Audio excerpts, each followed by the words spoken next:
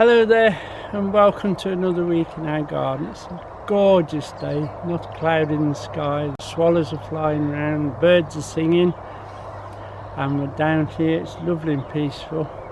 There is a little noise from the bypass, if you can hear it. That's the wind direction. I do apologise for that. Now we're down, halfway down plot 8, where we're putting the squashes, the pumpkins, the courgettes, and all the climbing, spinning gourds are going on this as well. And we've started planting, so I thought I'd just give you a little bit of an update on what we've planted. We started planting the smaller pumpkins and the squashes that will climb onto the frame. As you can see, I've put some bean net on as well. It's a bit old, it's about 5 years old. There's one or two holes in it, but it'll do the job. It'll bring them up quicker, save me tying them to the timbers. I've also put this net on just to keep the birds off while they get established, and once they get going we'll take this off. Also today we're hoping to start planting the pumpkins and the bigger squashes actually in the garden bit. Now I'm going to plant them and grow them in circles like we did last year. It was very successful last year, so we're going to do the same. A little bit more room on this plot than what we had last year, so we'll be able to space them out properly, and then we'll put the bottles in that we can water, but I'll show you that later. Now I'm going to just plant one. We've drawn out where we're going to put the circles, so I'll plant this one and then show you how I put the bottles in for watering. Okay, it's nice and wet in the hole still. Little bit of fertilizer on it and on the soil we're going to put in. This is pumpkin rocket. It's a hybrid, so it should be all right in there. They're rooted down and still moist, so that's good. Just make sure the bottom's nice and level, so there's no air hole down there, so it will dry the roots out. And pop it in, leave the label with it, and in case you just go round, loosen the soil around, move the soil that you're taking out back on, and then a little press, not too tight. You can see I've drawn a circle in the soil just to show you that's where we'll train it round and round, and we'll get some of those pins and just pin it in as we go. A piece of good stout wire will do, just bend it over and push it in. Another thing we do is we put a cane near where the root is, and I'll just take that cover off and put a bottle on.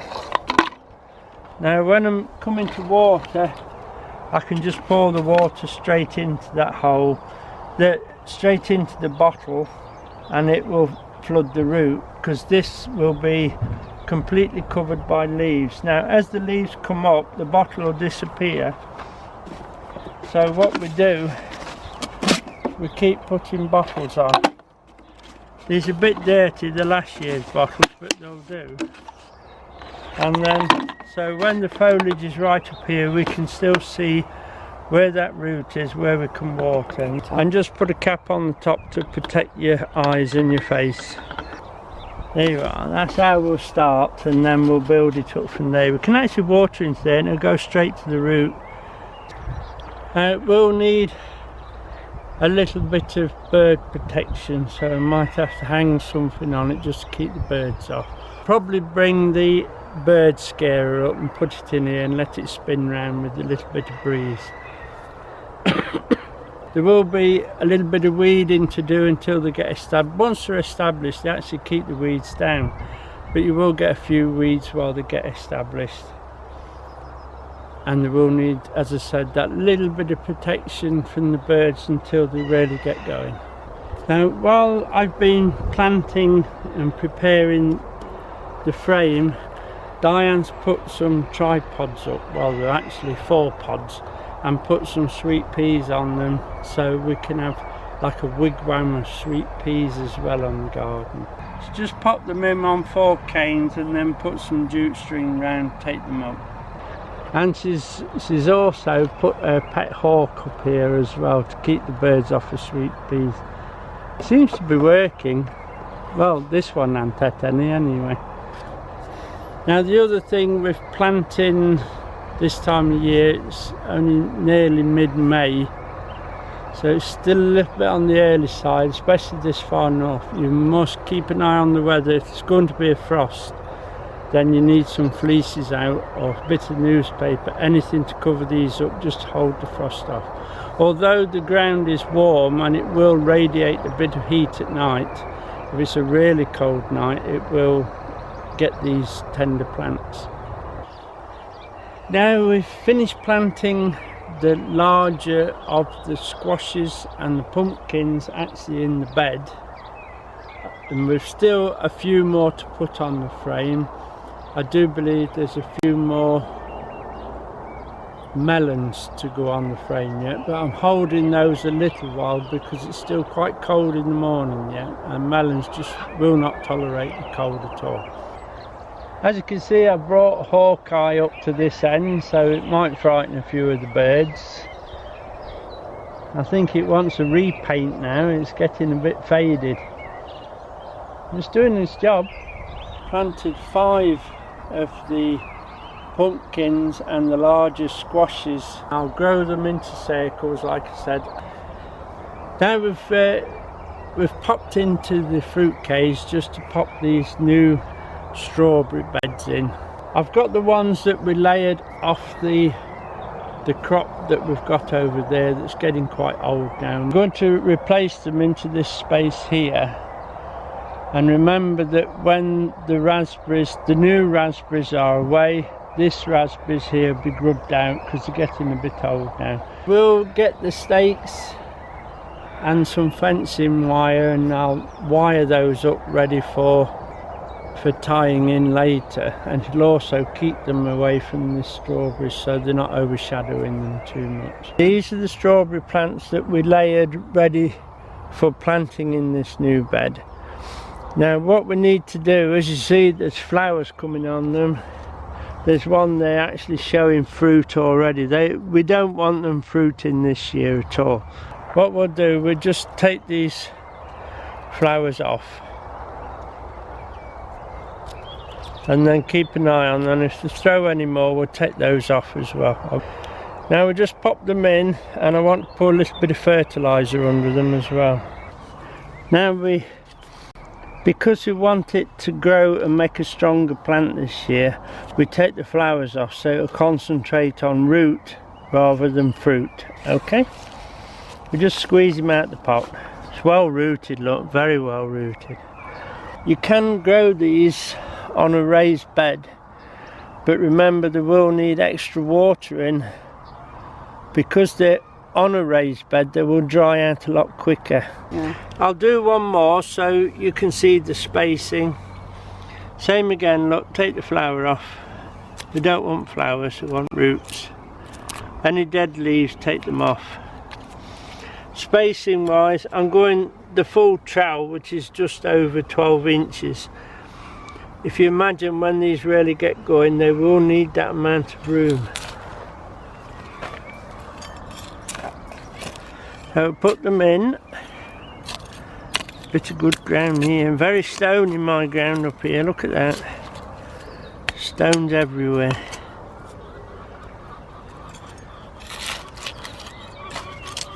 See the compost that's underneath in the hole. So they'll do well. Nice level bottom. Little bit of fertiliser in the hole, and on the soil we're going to backfill with. And then just turn that over a little bit so it's not going to burn the roots, you see. And squeeze them out. This will be well rooted as well.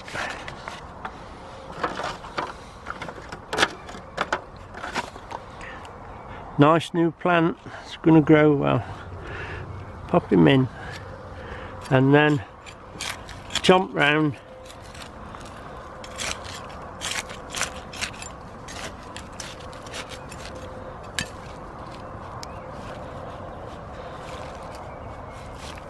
We'll keep them well watered this season. 2 in to show you the spacing and how I plant them. Now we'll keep them well watered this season. If we see any more flowers, we'll snip them off. Keep them well weeded, obviously. And I have actually sent for another 2 varieties to bring to it. They're in a different flowering season. I have earlies, mids and lates then on the bed. So the strawberry season will be earlier and extended with the later crops. Now I'll get these put in, and I think Diane's going for a cup of tea.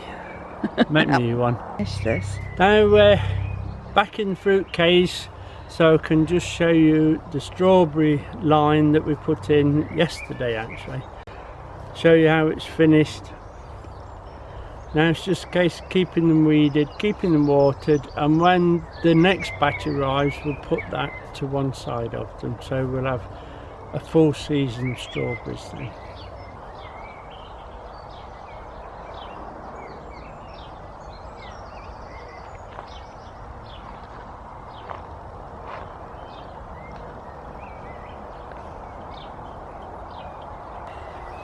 Now this morning I was up at early doors this morning to have a look outside because I knew there was going to be a frost, and we had a really good white over frost, but I think it was more on the roof of the buildings than actually on the ground. I think the ground's still radiating a bit of heat at night and keeping the frost high up, so it was an air frost, and luckily everything survived, although looking over there I do believe the garlic was touched a little bit, but that's only the top of the leaves, they'll be fine. All the plants we have outside I covered up with fleece, so we finished up. We're very lucky because there's a lot down here that I couldn't cover. While we're here I'll just show you, this is the place where we had that bin of where we made the loam. Now I've removed a bit, well it fell to bits actually, but I've taken that away. And this piece of soil, we've still got quite a few butternut squash left. I think I'm going to put 2 pieces of trellis up and grow maybe half a dozen squashes up a trellis just here. You can see it's a piece of good ground, and I've just turned what was left of the loam into the top. Now we're going to pop up to the greenhouse and pop a couple of peppers in and some tomatoes, I think, in those boxes. The grafted tomatoes are doing quite well. Now we're on our way up the garden to the greenhouse to a bit of potting. Now somebody asked me how the peach tree was doing, so I thought we'd have a look on the way past. As you can see, it's doing rather well. There was a few very pretty flowers on, but there's no fruit or anything forming. As you can see, it's doing rather well. There was a good frost last night and it survived that as well, so we're not expecting any really fruit for another 2 years yet. It usually takes about 3 years before they start fruiting, but it's doing rather well. I'm very pleased with it. It'll want a grease band on it, and I shall mulch around the bottom. If I mulch at the moment, the chickens will be too interested in it, so we'll wait till they're not so interested and then we'll get some bark round it, I think. We're up in the greenhouse now. We're a little bit full. I have taken all the vegetable plants that we need down the garden and either put on the table or in that frame down the garden to hard them up a bit. And now the flowers have been brought in, ready for doing the hanging baskets and the pots around the house. In the meantime, I'm trying to pot the tomatoes and the peppers up so that when the flowers have gone, the tomatoes and the peppers and the cucumbers will take over. Now I have started the cucumbers. They were doing rather well, so I had to pot them up and get them on the frame quickly. So we'll show you those first. As you can see, they were growing so well. I've actually put 2 in each pot this year. They've actually got flowers and cucumbers on already, so they're doing very, very well. If you can remember last year, the tops got so big and the fruit was so heavy, they were sliding down the cane. So this year, I've put a frame with some mesh on for them to climb and support themselves a bit better than what they do on the canes. Put the mesh up and a little bit at the top so they can go to the top and come over a little so they can hang their cucumbers inside the greenhouse. Somebody's asked me what bottoms I've got in these containers that I grow the tomatoes and the sweet peppers in, so I thought I'd show you just as I start to pot. In the bottom I just put a piece of mesh. This is what we had left over when we built the chicken run. So I saved it and I use it on the bottom like that. Now, if we just had that bit of mesh in the bottom, the compost would tend to flush out a little. So I put some of these old pieces of mesh. So I just cut little squares of this out and drop this in the bottom and then put the compost on top. Now the tomatoes we're going to pot are some of the ones that were grafted. I'm going to put some in the greenhouse and I'm also going to put some down the garden. The tape hasn't fallen off yet, but the tape will fall off. Just show you the grafters are all taken, doing quite well. We've got side shoots coming, they'll need taking off as we pot them. Not all have taken. This is one that's failed, but never mind, we'll reuse the compost. As you can see, there's half a dozen here that are doing quite well. Keeping them in the greenhouse for a little longer.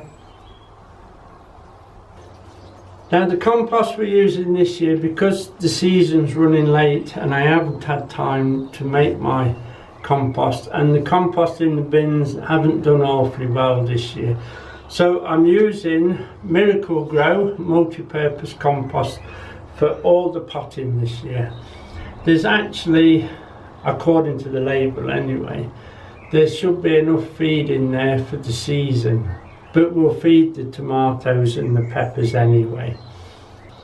I've noticed it's been alright. I did have 1 or 2 composts at the beginning of the year that was more wood than compost, so I was a little bit worried about it, but I've had no problem with the Miracle Grow up to now.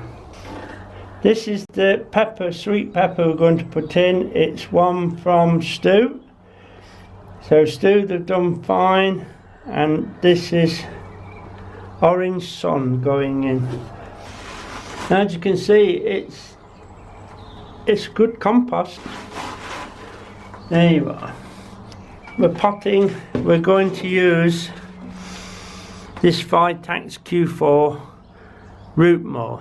Now remember, when you're potting with this, you only need a little tiny bit like that. That's plenty. Yeah, it's doing rather well. It's just right for potting. And we'll pop him in.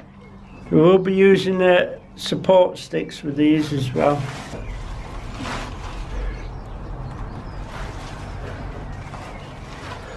Just lightly fill it up. Now, when they've been watered and after a few weeks, the compost will shrink back and we'll top it up. Likewise with the tomatoes, we'll always top them up. There you go. So that's one of Stu's peppers potted up nicely. Don't press them too hard.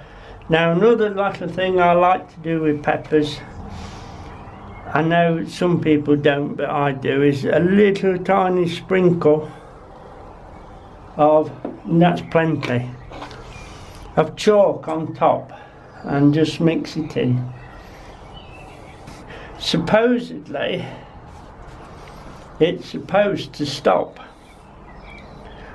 the bud drop on them if you put a bit of chalk on top. I don't know how true it is, but I don't seem to have much bud drop or flower drop while I'm putting chalk on. This is tomato grafted, so we'll pop it in now and carefully take it out. See, it's nicely ready. We'll put in a little tiny bit of that Q4 root more in it, and then we'll put the plant in. Now these, I grow up these stakes at the back, so I have to put it to the back of the box so it can be taped onto there. A little bit compost in the top. I'm not going to press it down too much, and then likewise with the pepper, when the compost shrinks back we'll top it up later. Right, and we'll pop the label in. Remember to keep your water in the greenhouse, let it warm up, don't give them a shock with stone cold water. Over the weekend I shall get as many potted as I can that the room allows. I might have to put a double row and then move them when the house plants are gone out. We'll do the hanging baskets next week when we've a little more time. The plants are picking up now and they're nearly ready for doing the baskets. We'll do that next week for you.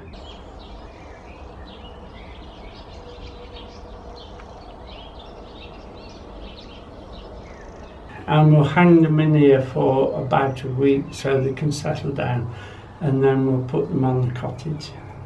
Okay. The busy lizzies that we grew from seed, they're doing fine. They're just beginning to show a few flowers now, so they'll be ready for next week when we do the baskets anyway. Look at that, they're full of bud, doing rather well. Now, if you can remember, must have been autumn time, we took some cuttings off the grapevine and I put 4 in a pot and I left them in this little greenhouse all through the winter. I'll just show you that we've actually got 2 coming into leaf. So there we are, nothing special. We just push them in. We put 4 in, that's definitely not taking that one.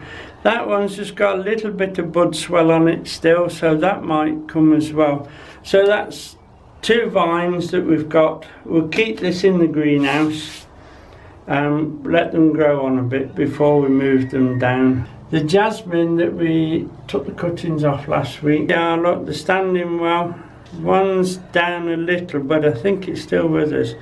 So they're doing fine. But also keep these in this greenhouse against the wall on being the bright sunshine. Now I'll just show you the standard fuchsias that we grew. We took the cuttings 2 years ago and we grew them up last year, overwintered them in the greenhouse. I potted them on now, and hopefully this year we'll use them in the house displays.